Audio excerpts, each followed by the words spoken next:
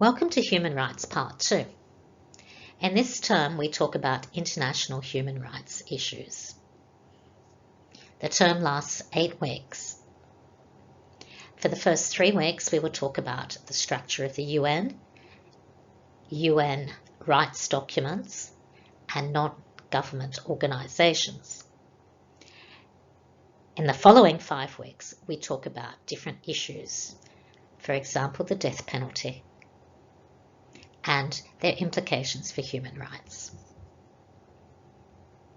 Today, we are going to talk about the assessment criteria for the course, the due date, and a little bit about the structure of the United Nations.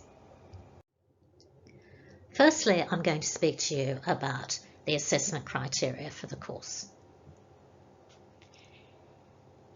For this part of the course, you have to write an essay between 1,200 to 1,500 words. The assessment criteria is detailed on page 4 of your booklet. The essay is about an international human rights issue, and as I have previously said, you can use the same issue for your LAS B essay and your human rights essay. But of course, you must get permission from your LAS B teacher to do that.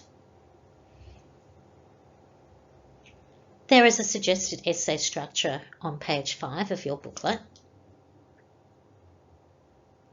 Basically, the structure of the essay is a formal essay structure, so it starts off with an introduction, as all essays do. The first paragraph after the introduction identifies the breach of the human rights and refers to the UDHR article which is concerned. The second paragraph, you relate the human rights issue to another human rights document. The next paragraph, you look at how the issue impacts groups, individuals, communities, or countries. In paragraph 4, you examine responses to the breach of human rights. You look at governments and non-government organisations and how they have responded to the breach of the human right.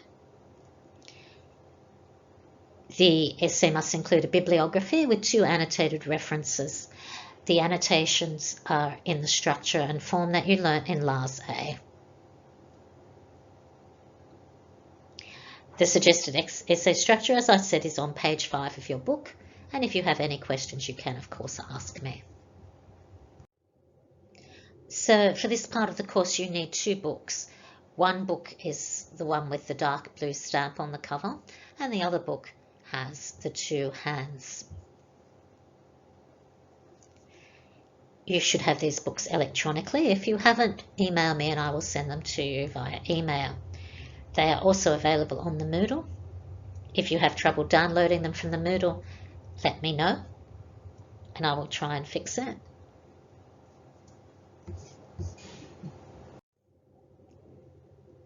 The first book talks about the United Nations and the structure of the United Nations.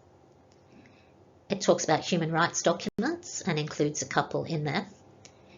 And it also discusses what an NGO is, so a non-government organisation, that's what that stands for.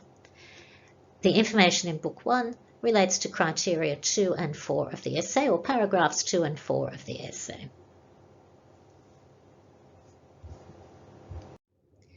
Book 2 refers to particular issues, and the issues we look at are international issues, but they also have ramifications for Australia.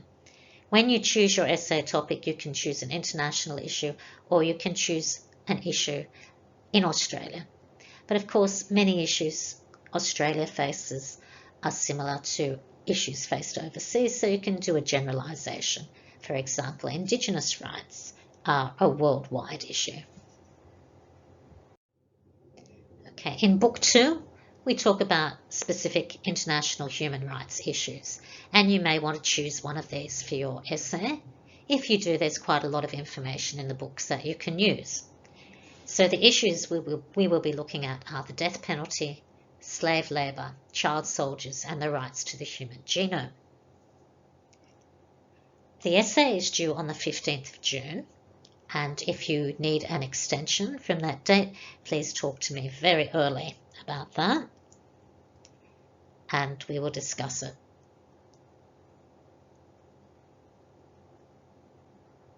Of course, if you have any questions about the essay, please get in touch with me and I'm happy to answer any of those you may have. So for the second part of the lecture today, I'm going to move away from the assessment criteria and we're going to talk briefly about the United Nations. We'll just get started. Okay, so the two videos on this page are about the structure of the United Nations. Basically, the United Nations consists of a General Assembly, which are all the members of the United Nations, and they pass resolutions. And then the Security Council, which consists of 5 permanent members: China, Russia, the United States, the United Kingdom, and France, and 10 rotating members who are elected from the General Assembly. The United Nations is a very political organisation, so often the resolutions passed by the United Nations can be hijacked by one of the permanent members for their own political purposes. And in particular, the 5 permanent members of the Security Council often will veto resolutions because of their own personal interests. So, as I said, the 5 permanent members of the Security Council are China, Russia, the United States, the United Kingdom, and France. And if you think about it, you will understand why these 5 countries are permanent members with veto power in the United Nations. They were the victorious powers of World War II. So basically, any one of these 5 countries can veto any resolution of the United Nations. And you will find that China and Russia often veto many resolutions about Syria. And the United States often vetoes resolutions about Palestine. So, for example, Palestine has not been admitted as a member of the United Nations because the United States keeps vetoing resolutions to that effect. The veto is often called the most undemocratic part of the whole UN process, and you can see why. Because these 5 countries have enormous power over the United Nations and what decisions it makes.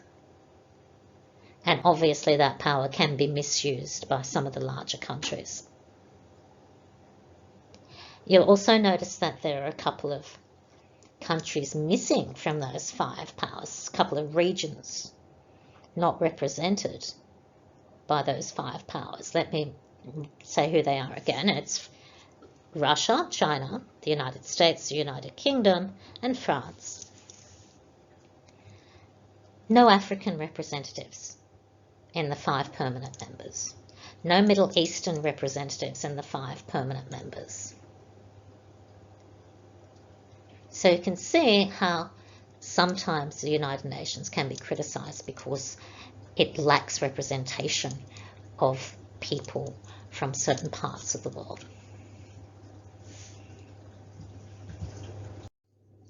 So the United Nations has many other parts as well. It runs organisations such as UNICEF, which is the United Nations Children's Fund, which works for children's rights. They have the WHO, which is the World Health Organization, which we've certainly heard a lot about recently. And they are the World Authority on Matters of Global Health.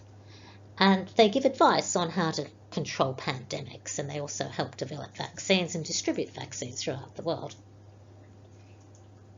The WFP is the World Food Programme. It's the largest humanitarian agency fighting hunger around the world. The UNDP is the UN Development Programme, which works to eliminate poverty. And UNESCO is the United Nations Education, Scientific and Cultural Organisation. It promotes international cooperation in education, science, culture, and information. So the United Nations is a huge organisation which employs many people, and it's a huge bureaucracy, and it has all the problems that any huge bureaucracy has, including lots of red tape, delays in getting things done, and also politics in the shape of the 5 permanent members of the Security Council. So this has just been a brief introduction to the United Nations. In your book, you will see there is a crossword puzzle, and the answers to the crossword puzzle are all in the Human Rights Glossary. So all the words in the glossary on pages 6 to 9, those words can be found in the crossword puzzle on page 10. See if you can also complete the worksheet on page 11.